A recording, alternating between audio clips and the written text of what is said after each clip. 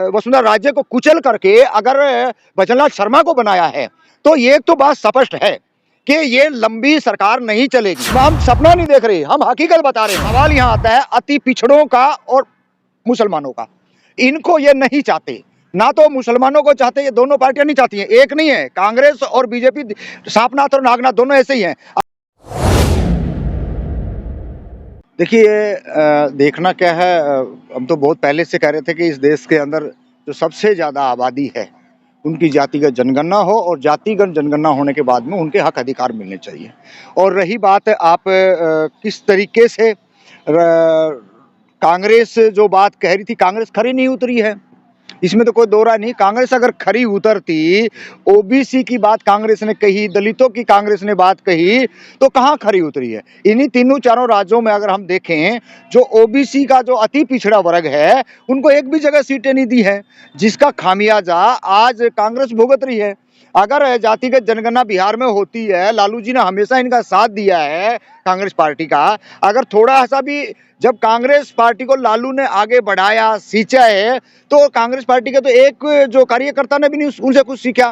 अरे भाई, जातिगत जनगणना होने के बाद में जब उसका पूरा ढिंढोरा पीटा गया देश के अंदर में, तो कम से कम आप राजस्थान, मध्य प्रदेश और तीनों राज्यों के अंदर अगर आप अति पिछड़ों को भागीदारी देते तो तुम्हारे ये बुरे दिन नहीं होते। आपने जो जिसको राजनीति की जरूरत है, जिसको शिक्षा की जरूरत है, जिसको राजनीति की जरूरत है, उसका आप ध्यान दे नहीं रहे हो। आप तो उन्हीं को माल चटाने पर लगे हुए हो जो पहले कथाकथित, जो अपने आप को शर्मा, कथाकथित अपने आप को ऊंची जाति के बड़े बड़े घरानों के जो लोग उनको करे हो, और उसी का खामियाजा इन्होंने नहीं किया, बीजेपी ने कर दिया। दलित मुख्यमंत्री भी बना दिया, ओबीसी मुख्यमंत्री भी बना दिया, और रही खई कसर जो उनका अपना भगवाधारी चाहिए था, खाकी चड्डी वाला चाहिए था, राजस्थान में वो भी आज बना दिया है। लगातार आप लोग कह रहे थे कि राजस्थान में कांग्रेस की ही सरकार बनेगी, वसुंधरा राज्य को अगर मुख्यमंत्री नहीं बनाया गया तो उसमें जो है भाजपा में फूट होकर दरार पड़ सकती है, और वसुंधरा राज्य के पास जो है 50 से 60 विधायक है। तो लेकिन ऐसा तो कुछ नहीं हुआ। हाँ देखिए, बिल्कुल हम इस बात को कह रहे थे, क्योंकि जो माहौल था वहां से, जो सोशल मीडिया के माध्यम से या और लोगों के माध्यम से सूचना जो मिल रही थी वही थी, 60 विधायक थे। पूरी जो प्रिंट मीडिया भी कह रही थी, गोदी मीडिया भी यही कह रहा था। तो इसमें तो कोई शक नहीं है। अगर मान लो उन्होंने वसुंधरा राज्य को कुचल करके अगर भजनलाल शर्मा को बनाया है, तो ये तो बात स्पष्ट है कि ये लंबी सरकार नहीं चलेगी, 5 साल तो नहीं चलेगी, क्योंकि वहां की जनता ने वोट दिया है। अगर मान लो वहां पे जरा से भी कोई छोटी मोटी हरकत होती है तो भजनलाल के पैर उखाड़ने में कोई देरी जनता नहीं करेगी। और भजनलाल जैसे दिन में सपना देख रहे हैं, हम सपना नहीं देख रहे, हम हकीकत बता रहे हैं। राजस्थान के अंदर जितनी एट्रोसिटी पीछे हुई थी, तमाम एट्रोसिटी के अंदर वहां के मुख्यमंत्री गहलोत सर ने तमाम लोगों को, चाहे वो आर्थिक सहयोग की बात हो, चाहे उनको कानूनी तरीके से उनको जेल में पहुंचाने का काम किया हो, चाहे तमाम सारी जन सुविधा जो आम जन की जो मूल सुविधा होती है वो देने का काम किया। कोई भी उन्होंने किंतु परंतु नहीं किया, क्योंकि राजस्थान की जनता को, राजस्थान के जो लोग हैं वो अच्छी तरह से समझते हैं। लेकिन ये पैराशूट से केंद्र जो उतार रही है वहां पे, ये जनता बर्दाश्त नहीं करेगी। और बीजेपी का हमेशा यही रहा है, दलितों को, पिछड़ों का नाम लेकर के वो आगे बढ़े हैं, लेकिन उन्होंने आरएसएस की जो संघी हैं उनको आगे बढ़ाया है। इस 5 राज्य में 3 राज्य में जो भाजपा की सरकार जीत हुई है, लेकिन भाजपा ने तो दिखा दिया ना, मोदी जी का नारा था सबका साथ, सबका विकास, सबका विश्वास। देखिए, ये कहने को है, जिसके नाम से उन्होंने वोट लिए। यूपी का हम उदाहरण दे देते हैं, यो केशव मौर्य के नाम पे वोट लिए इन्होंने, उसको क्या बनाया, स्टूल पे बैठाया ना।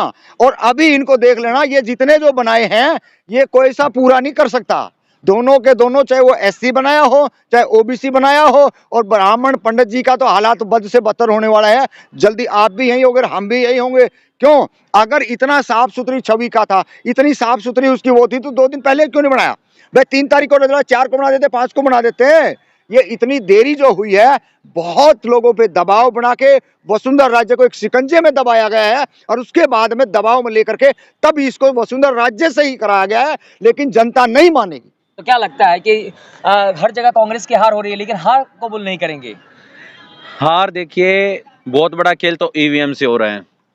ईवीएम का बहुत बड़ा मुद्दा है। जहां राजस्थान में एक तरफा माहौल दिख रहा था, छत्तीसगढ़ में एक तरफा माहौल दिख रहा था, मीडिया में हर जगह यही पता चल रहा था कि कांग्रेस आ रही है, और उसके बाद बीजेपी आई है। और जिस तरह से ये बिल्कुल विधायकों को नज़रअंदाज करके, जनता को नज़रअंदाज करके इस भजनलाल को जो है ना मुख्यमंत्री बनाया है, तो वो बिल्कुल केंद्र ने स्पष्ट कर दिया कि उन्होंने ही सरकार बनाई है और वही मुख्यमंत्री बनाएंगे। पहली बार बने हैं, पहली बार जीतते हैं विधायक से और मुख्यमंत्री बन जाते हैं। बिल्कुल पहले कांग्रेस वालों के लिए सरप्राइज है।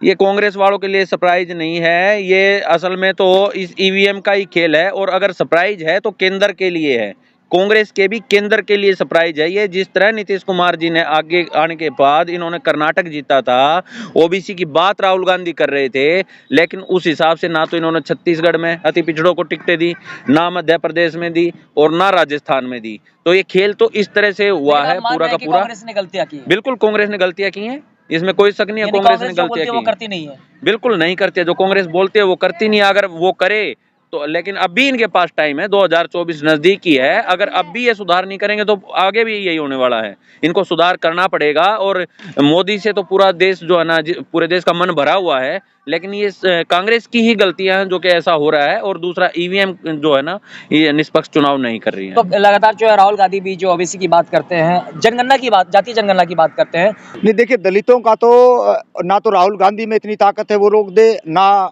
नरेंद्र मोदी के अंदर ताकत है वो रोक दे। उनकी रिजर्व सीटें वो सब पे लड़ेंगे, डंके की चोट पर लड़ेंगे। ये कितना भी कमजोर आदमी को ढूंढ के न उसको टिकट देनी पड़ेगी, चुनाव जिताना पड़ेगा। सवाल यहाँ आता है अति पिछड़ों का और मुसलमानों का।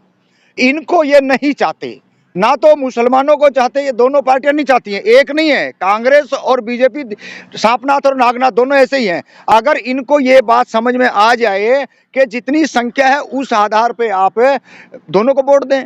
अरे अति पिछड़ों का जब 63% जनगणना हो चुकी है, राहुल गांधी कहता है जी हम सबके साथ न्याय करेंगे, सबको जातीय आधार पर टिकट वितरण करेंगे, तो राजस्थान के अंदर क्यों नहीं दी भाई?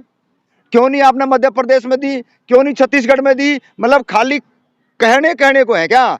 आज इस देश की जनता को समझ में आ गया है कि कांग्रेस और बीजेपी एक ही थाली के, एक ही सिक्के के पहलू हैं। अब जनता ने समझ लिया कि आगे इनके झांसे में और इसके बीच में नहीं आना चाहिए। अगर हमारे को आबादी के हिसाब से टिकट वितरण करेंगे तो हम लोग इनके साथ हैं, और टिकट नहीं तो ना कांग्रेस को ना बीजेपी को। हम आज से लंबे समय से काम करें, आगे इस बात का प्रचार करेंगे हम जाके लोगों के अंदर कि आप लोग इनके झांसे में मत आओ। कहीं ये ब्राह्मण को बनाएंगे, कहीं खाकी चड्डी वाले को बनाएंगे, कहीं चुटिया वाले को बनाएंगे। ऐसे ऐसे मुख्यमंत्री थोपेंगे जो आपका हर जगह हिंदू मुस्लिम करके ओबीसी के बच्चों को हत्यारा बनाने का काम करेंगे। उससे हम लोगों को बचना पड़ेगा। लेकिन दंगे कौन करते हैं? क्या कोई ब्राह्मण करता है, भूमियार करता है कि दलित ही होते हैं? देखिए, एक साजिश के तहत उनको तैयार किया जाता है। पेड वर्कर के रूप में 10,000 रुपए पे तनख्वाह पे रख के उनको इतना मोटिवेट किया जाता है, आप चिंता मत करिए हम आपके साथ हैं। लेकिन जब 50 से 60 लड़कों को माइंड वॉश कर दिया जाएगा और उनको छोड़ दिया जाएगा कि आपने ये करना, हम पीछे खड़े हैं, तो उस कंडीशन में कोई भी आदमी हो, क्योंकि अशिक्षित रखा गया है। जब अशिक्षित रखा गया ना, प्राइवेट स्कूल खोले गए हैं, क्या सरकारों की जवाबदेही नहीं है? कांग्रेस सरकार अगर सही से चलती तो बीजेपी आज नहीं आती। ये कांग्रेस की जो छोटी मोटी गलतियां हैं उसकी बदौलत आज बीजेपी इतनी हावी हो रही है। और तमाम, चाहे प्रोफेसरों के ऊपर हमला हो, चाहे जो छात्रों की शिक्षा पे हमला हो, चाहे प्राइवेट स्कूलों का इस देश के अंदर जो चला रखा है, ट्रेंड जो चला रखा है, वो ट्रेंड इतना खतरनाक है। आने वाले टाइम के अंदर हिंदू मुस्लिम यही होगा। अगर सही तरीके से जनता नहीं जगी, अपने बच्चों की शिक्षा और रोजगार के बारे में चर्चा नहीं करी, तो इस देश का बद से बदतर हालात होने वाली है। और ये देख लिया हम 3 राज्यों के अंदर, अब कांग्रेस धीरे धीरे सिमटती जा रही है। ओबीसी के लोग, माइनॉरिटी के लोग सुकड़ते हुए जा रहे हैं, डरे हुए हैं। तो इसके लिए तो काम करना तो पड़ेगा। विपक्ष कमजोर नजर आ रहा है। 2024 में क्या लगता है कि फिर से मोदी जी को आने से कोई रोक नहीं सकता? देखिए, अभी समय है, ऐसा कुछ भी नहीं है। अगर ईवीएम का मुद्दा उठ जाए तो मोदी तो क्या, आरएसएस कभी पनप भी नहीं सकती है। लेकिन सवाल वही हो रहा है कि लोगों के अंदर अभी सभी, जैसे आप कह रहे हैं, कांग्रेस नहीं बोल सकती है, बीजेपी नहीं, और जो सपा है या और है, ईवीएम पे कोई नहीं बोल रहा। चुनाव जैसे घोषित है तुरंत जाके नामांकन भरने लग जाते हैं। क्यों भाई? आज हालात नहीं देख रही क्या? राजस्थान में कौन मुख्यमंत्री बना दिया? ओबीसी को हटा करके और वो चुटियाधारी बैठा दिया है। तो यही है ब्राह्मणवाद। हम बार बार कहते हैं इस ब्राह्मणवाद से बचना। छत्तीसगढ़ में तो बनाया ना। अरे कौन है वो? खाकी चड्डी वाले हैं। वो आरएसएस की विंग से निकले हुए लोग हैं, उनके अंदर मानवता नहीं है, वो बहन बेटियों को नहीं जानते, वो छात्रों को नहीं जानते, वो ऐसे बदमाश हैं जो आपने देखा नहीं यूपी के अंदर कहीं थार से कुचल दिया, कहीं बेटिया को ऊपर गाड़ियां चढ़ा दिया, पता नहीं क्या क्या नहीं किया इन्होंने। उन पे भरोसा कर लेंगे क्या? हम नहीं कर सकते भरोसा। इस देश के अंदर तमाम ऐसे लोग हैं जो आरएसएस की विंग से निकले हुए हैं, वो तो उनकी आईटी सेल इतना बढ़िया तरीके से माइंड वॉश करने में कामयाब है जिसका आम नागरिक अंदाजा नहीं लगा सकता। चलिए बहुत बहुत धन्यवाद।